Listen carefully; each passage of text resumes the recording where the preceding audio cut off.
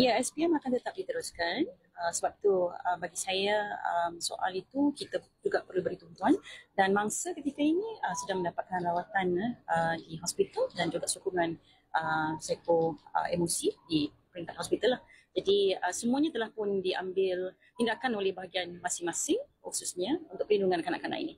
Maksudnya 25 November nanti dia masih boleh memiliki SPM boleh juga. Ya, 3 November. 3 November masih akan ambil SPM.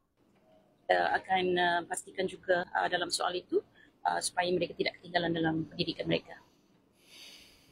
Puan Fadlina, kamu tu nak bantu mangsa atau bantu Progol? Sebab kenyataan kamu seolah-olah Progol diberikan keutamaan untuk menjamin masa depan mereka.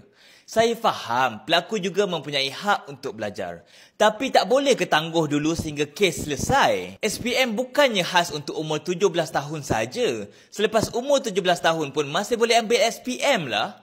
Menteri seolah-olah tidak sensitif langsung terhadap mangsa yang kini pastinya sedang trauma dan juga masa depannya yang mungkin musnah. Tapi pelaku pula masih diberikan peluang. Dan waktu memberi kenyataan, kenapa menteri juga tak berikan peringatan yang tegas bahawa kalau disabitkan kesalahan merogol, di bawah Seksyen 376 Kanun Kesisaan, hukumannya ialah penjara 10 hingga 30 tahun dan wajib sebatan. Kalau bawah umur, mereka tetap boleh dihukum di bawah Akta Kanak-Kanak 2001, termasuk dihantar ke sekolah Henry Geni untuk pemulihan sehingga umur 21 tahun. Saya tidak menolak peluang kedua, tetapi peluang itu tidak seharusnya diberi sebelum hukuman dan pemulihan dijalankan. Janganlah buat kenyataan seolah-olah normalisasikan jenayah. Sepatutnya kamu perlu lebih tegas terhadap pelaku dan jamin keadilan untuk mangsa. Dan bila rakyat memberi nasihat, janganlah pula kamu jawab jangan kacau kamu. Jangan kacau kami, jangan usik sekolah kami.